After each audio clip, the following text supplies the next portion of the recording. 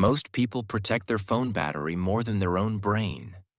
When the battery is at 15%, they panic, look for a charger, reduce the brightness, do everything to save energy. But when their body and mind are at 15%, they say, "Let me just watch one more episode. Let me just scroll a little more. I can sleep later." If you enjoy content that helps you take better care of your mind and body, while you also improve your English in a calm, reflective way, consider subscribing to this channel. It is a simple gesture, but it supports this project and helps these ideas reach more people who need a reminder to slow down. Today's topic is value your sleep before it is too late. Not in a dramatic, fear-driven way, but with real respect for a biological process that your body has been practicing since before you could speak. Sleep is not a luxury. It is maintenance. You would not expect a machine to work 24 hours a day without rest and cleaning. Yet, we expect this from our brain. Let us start with a simple truth. Sleep is not doing nothing. When you sleep, your brain is incredibly active. It is cleaning, reorganizing, repairing, deciding what to keep and what to delete. If your day is the time when you collect information, your night is the time when your brain says, "Let us file this. Let us connect this. Let us throw this away." There are different stages of sleep. They are not random. They are like a sequence of jobs your brain needs to do. Imagine that your night is like a team of workers. Each one has a different shift. If you cut your sleep, you are basically telling one of the teams, "Do not come to work tonight." And then you complain that things are broken. Let us walk through these stages in simple language. When you first fall asleep, you enter light sleep. This is the door. Your body begins to relax. Your heart rate slows. Your brain waves start to change. If someone calls your name, you might still wake up easily. Then you move into deeper non-REM sleep. Here, your body is doing heavy maintenance. Growth hormone is released. Your immune system gets stronger. Your tissues repair. It is like sending your body to the mechanic. Then comes slow wave sleep, also called deep sleep. This is crucial. In deep sleep, your brain does intense cleaning. You can imagine a cleaning system in your brain that opens during the night. Toxins that build up during the day are washed away. Some of these toxins, when they accumulate for years, are associated with problems like dementia. Deep sleep is like night shift for your brain's cleaning crew. If you consistently sleep too little, you give that crew less time. The dirt stays. After non-REM comes REM sleep. REM means rapid eye movement. In this phase, your eyes move. Your brain activity looks almost like you are awake, but your body is paralyzed. This is where most of your vivid dreams happen. REM sleep is crucial for emotions and memory. Your brain replays experiences, connects them, integrates them. It is like a therapist and a librarian working together. They say, "This event was scary. Let us file it in a safer way." This new information connects with what you already know. If you are learning new skills, new languages, new concepts, REM sleep is when your brain takes that fragile, fresh experience and writes it into more stable memory. That is why, when you study English or anything and then sleep well, the next day you often feel things are a little easier. It is not magic. Your brain was working while you slept. Now here is the important part.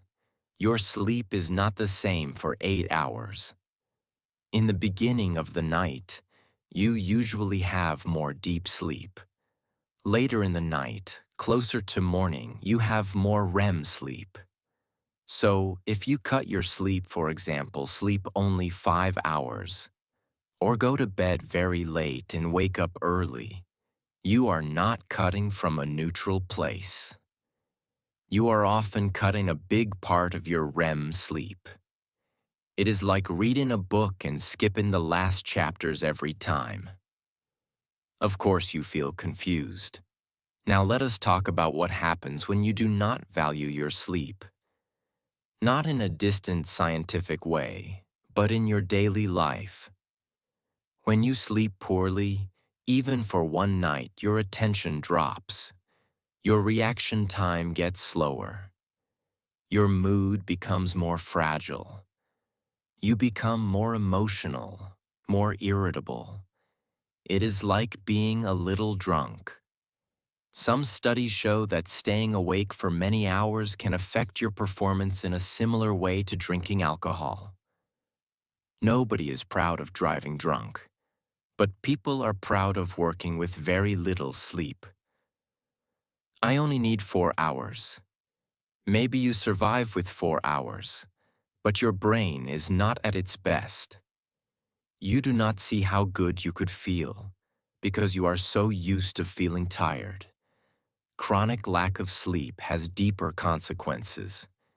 It is associated with higher risk of depression, anxiety, weight gain, diabetes, heart problems. Your body was not designed to live in permanent sleep debt.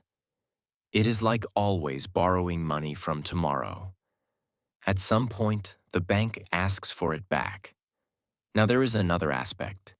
Sleep is not only for the body, it is also for your sense of meaning. Think about how you feel after many nights of short sleep. Small problems feel huge. You become more negative, more pessimistic. Your brain interpretation of reality changes. The same situation can look impossible with little sleep and manageable after a good night. So when you think, "My life is terrible," sometimes it is not only life, it is also your exhausted nervous system. Now let us connect this quickly to learning. When you learn anything, your brain creates new connections.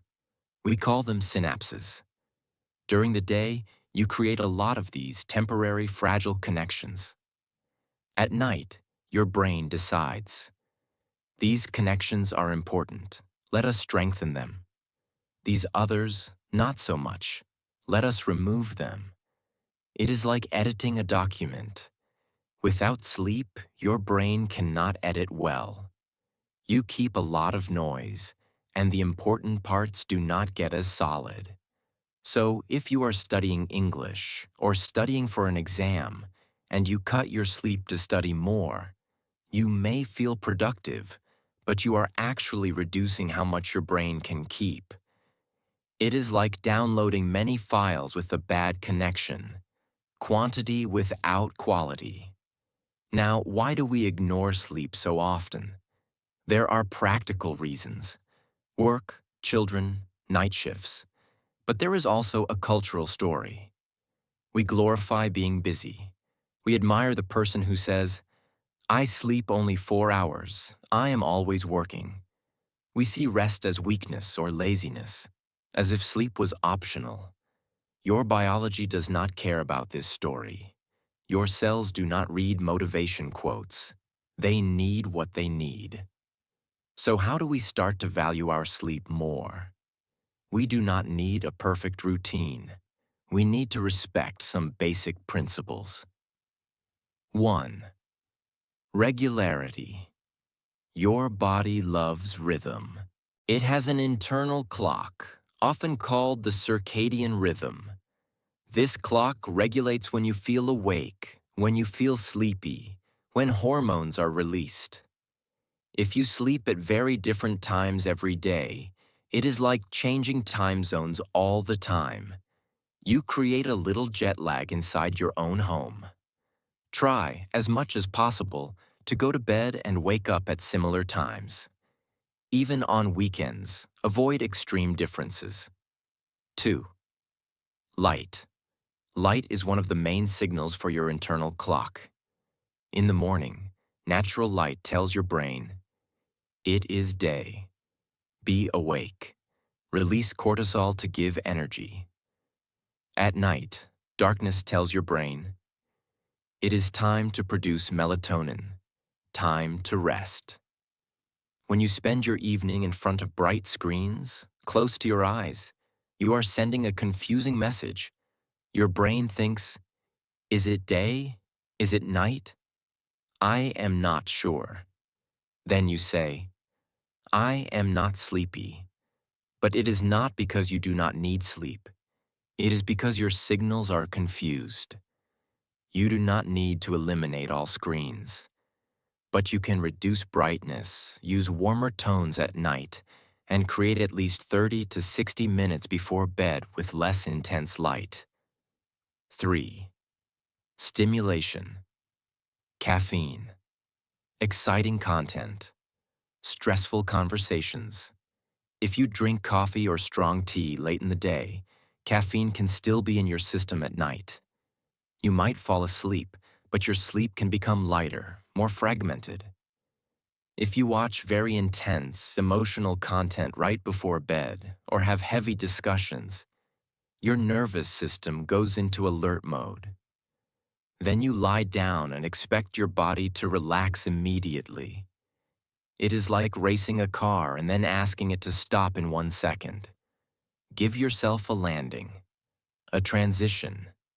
The same way a plane does not fall from the sky, it descends slowly.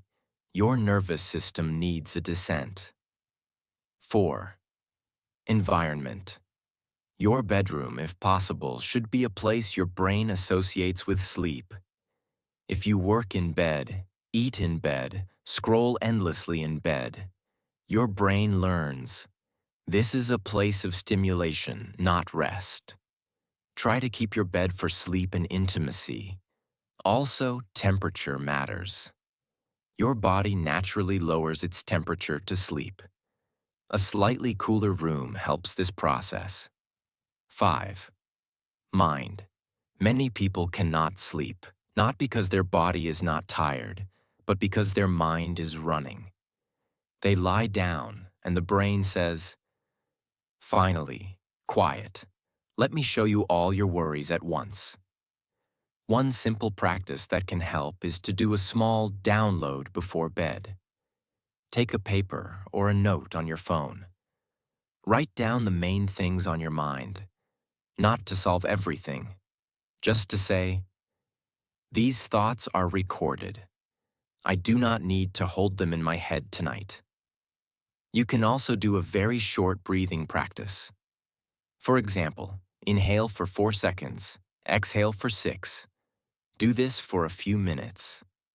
A longer exhale signals to your nervous system, it is safe to relax. Now, a common question. How many hours do I need? Most adults function best with around 7 to 9 hours of sleep per night. Some slightly less, some slightly more. If you think you are one of those rare people who function perfectly with 5 hours, ask yourself honestly, am I really functioning perfectly, or have I just adapted to feeling tired? Look at signs. Do you feel very sleepy if you sit still in the afternoon? Do you rely heavily on caffeine?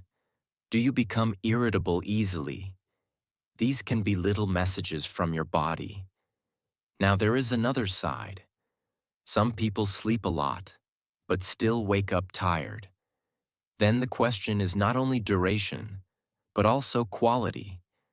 Things like sleep apnea, snoring, breathing interruptions, or frequent awakenings can reduce the restorative power of your sleep. If you suspect something like this, it can be important to talk to a doctor. You deserve to wake up with the brain that actually rested. Before we close, let us do a small reflection. Think about your relationship with sleep in the last few years. Have you treated it as a basic need, like food and water, or more like a negotiation? If I have time, I will sleep. Now think of one small change you could make. Not a perfect night routine, just one adjustment. Maybe going to bed 30 minutes earlier. Maybe creating a no phone in bed rule. Maybe reducing caffeine after the afternoon. Maybe exposing yourself to morning light for 10 minutes. Your body is not asking for perfection. It is asking for care. Value your sleep not because you are weak, but because you are human. Your brain is doing incredible work for you every day. Let it have the night it needs. Your mood will thank you. Your memory will thank you. Your health will thank you. And everything you are trying to learn from English to life lessons will have a much better chance to stay.